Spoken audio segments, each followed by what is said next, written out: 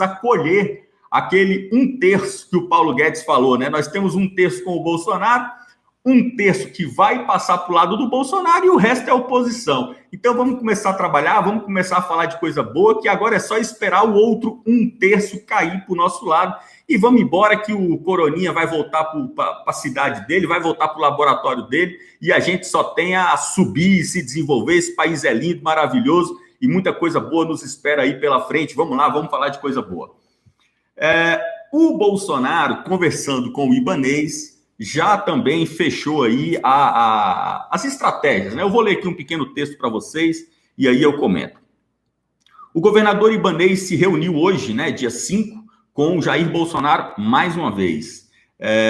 Na pauta da discussão, ambos trataram das estratégias para a reabertura gradual das atividades no Distrito Federal, numa metodologia proposta pelo próprio governo federal. A ideia é que o Distrito Federal seja tomado como a unidade federativa do Brasil que servirá de modelo para os outros governadores.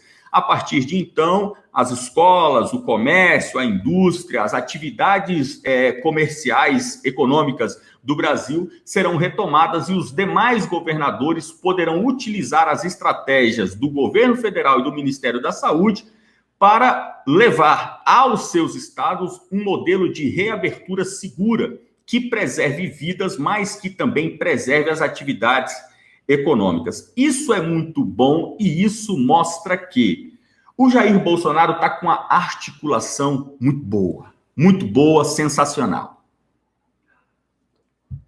Nós vamos entrar agora numa época muito gostosa. Que época que é? Uma das coisas que eu tenho que comprar é uma cadeira. Isso aqui eu tenho que comprar. Minha cadeira está baixando sozinha. Estou só esperando o comércio abrir, eu vou trocar a cadeira. Uma das coisas que a gente tem que fazer, uma das coisas que nós vamos passar a fazer mais agora, com mais frequência aqui no Comunicação e Política, é dar o andamento que a gente tem dado com o Rafael Fontana, que é o Media Watch, e o Desmentiras em Série. Nós vamos rir da cara da imprensa cada vez mais. Por quê? A gente vai entrar num tempo agora onde o inimigo do Jair, o inimigo do governo, vai voltar a ser a imprensa, em peso, a imprensa. E meia dúzia de retardado ali no Congresso que fica falando baboseira, fica falando groselha dia e noite, tipo a Gleisi, o Paulo Pimenta, esses mané. Mas o Jair, ele tem conversado com os governadores e nós vamos dar andamento a um retorno à vida normal. O Ibanez era uma oposição muito importante a ser vencida. Por quê? O Ibanez é do Centrão, né? MDB. O Ibanez é um cara muito poderoso, né? Ele mesmo, como pessoa, não como político, que ele é novato na política. Mas o Ibanez, ele é ex-presidente da OAB-DF e ele tem muita força dentro da OAB no Brasil.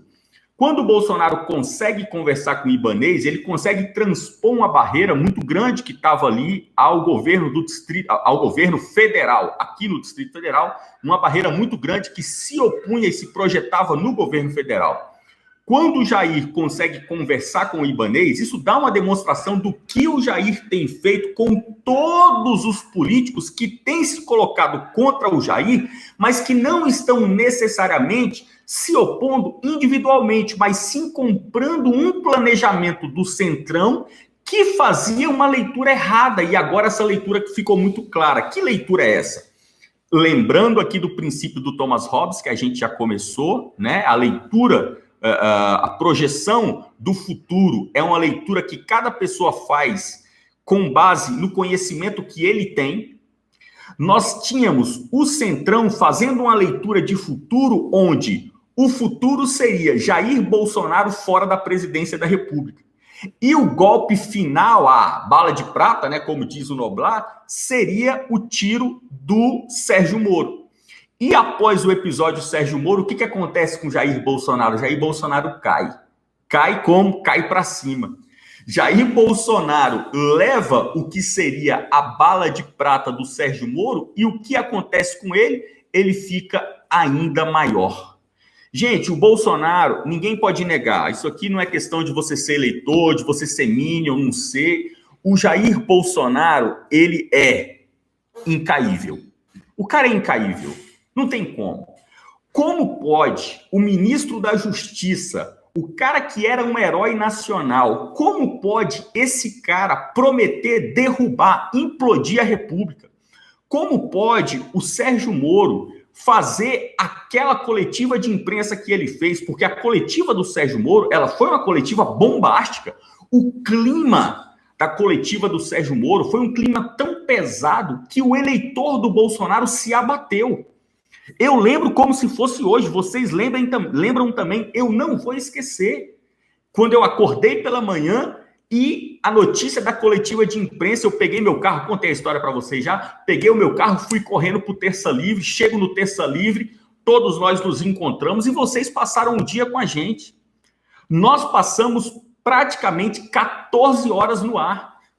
Foi lá no Terça Livre, depois nós viemos para cá, para o Comunicação e Política, eu e o Rafael Fontana apresentamos o Media Watch, voltamos para o Terça Livre, entramos no ar de novo, saímos do ar lá para meia-noite. Aquilo ali foi terrível, eu acho que do 1º de janeiro de 2019 até hoje foi o pior momento do governo Jair Bolsonaro. E aí, quando o Jair Bolsonaro vem e faz a coletiva dele, a gente começa a conversar com o eleitorado e todo mundo conversando pelo chat e batendo papo e telefone, WhatsApp, as pessoas foram se tranquilizando. E quando a gente chega hoje, dia 5 de maio, por isso, tem gente falando aí, eu chorei no dia, foi um dia de cão. Gente, por isso que nós não podemos nos abater, sabe? Que isso fique como lição para todos nós. Porque não foi o último baque que a gente sofre.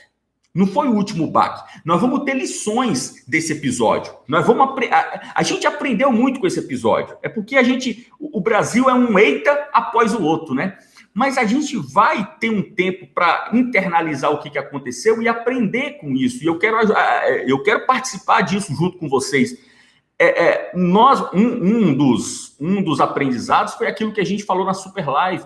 Nós da direita, nós temos que aprender a ter uma pauta. E por isso nasce o projeto da Super Live, né? Para a gente pautar a direita. Nós temos que parar de admirar as pessoas e passar a mirarmos os temas e as pautas. Nós ainda não discutimos isso, mas a gente tem que discutir quais são as nossas pautas para a educação.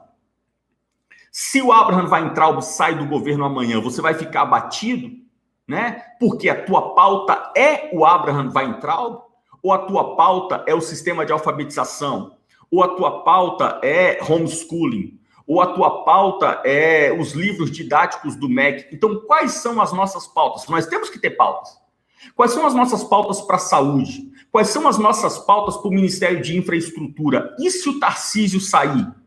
O que vai acontecer? A gente sabe o que o ministro da Infraestrutura faz? Será que a gente já aprendeu? Ou nós estamos apenas todo mundo arvorados em cima das pessoas?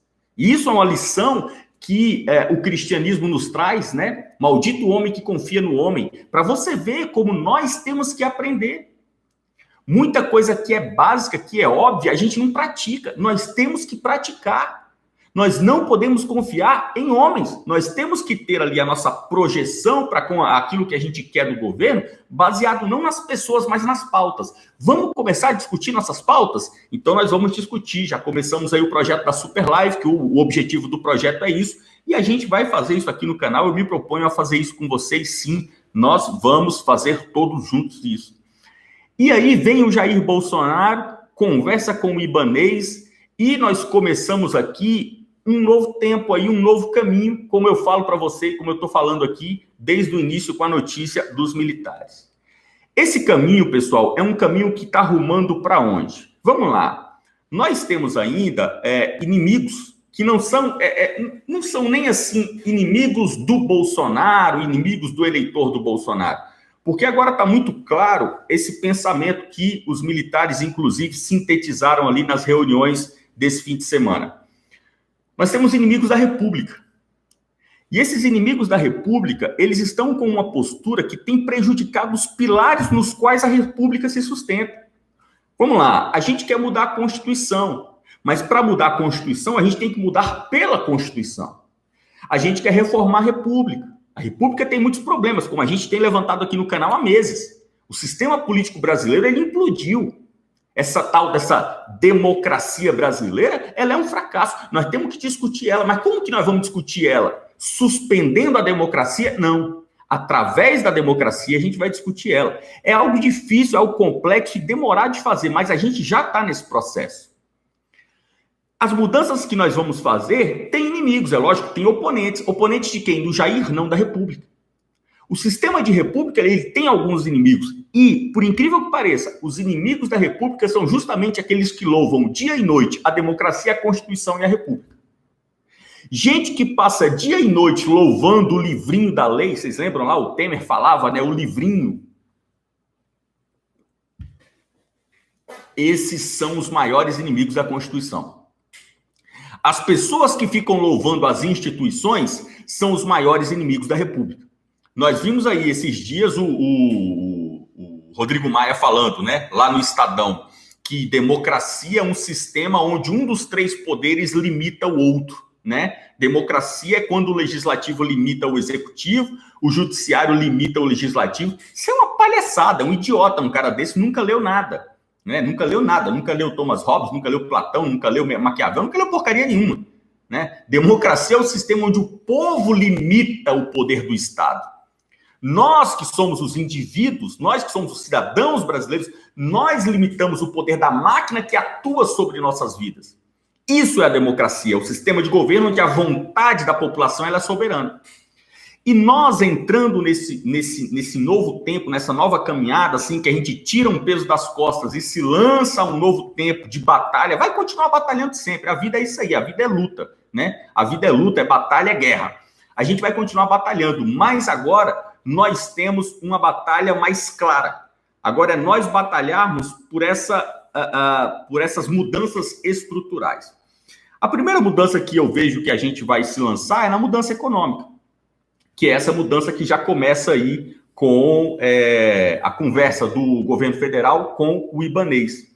E aí, eu acho, né, pelo que eu estou vendo, o Bolsonaro trata da reabertura do comércio e joga a bola para o Paulo Guedes, que daí para frente é governador e Paulo Guedes tocando a economia, afinal todo mundo quer ganhar dinheiro, todo mundo quer ser feliz. E aí o Bolsonaro pode partir para uma nova frente, que é uma frente que eu tenho visto que, aí vamos lá, aqui eu